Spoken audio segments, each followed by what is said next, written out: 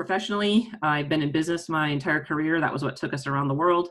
I really thrive on working together, creating cohesive teams and effective teams, and working in a very positive environment, and really keeping your eye on the ball or whatever the goal is you're working toward.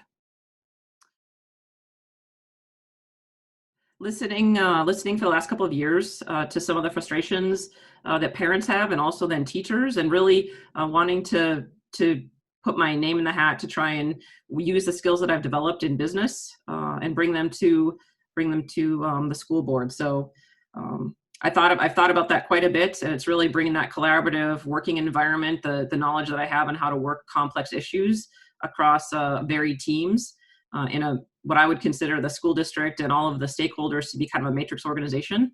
How do we make it effective for the kids, and ultimately have the student outcomes we're looking for?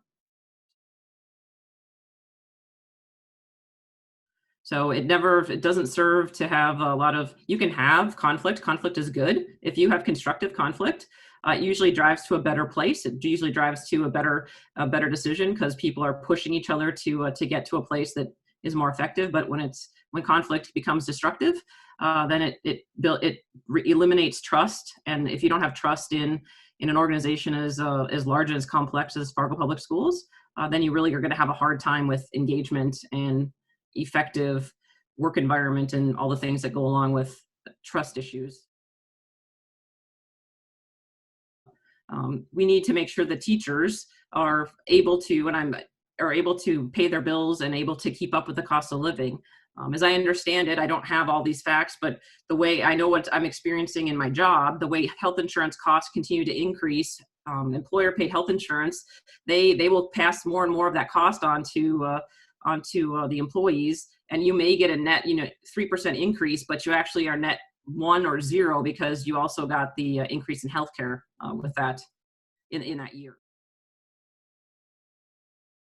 I would go with as much facts and data as I needed, given the time frame that I needed to make the decision in.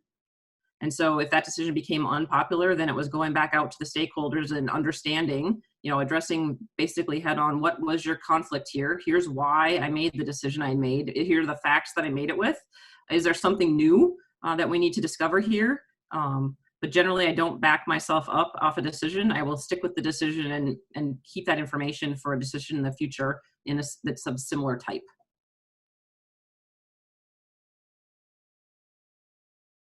And how many paraprofessionals are needed to support those kids in the classroom, and what kind of training do those paraprofessionals have?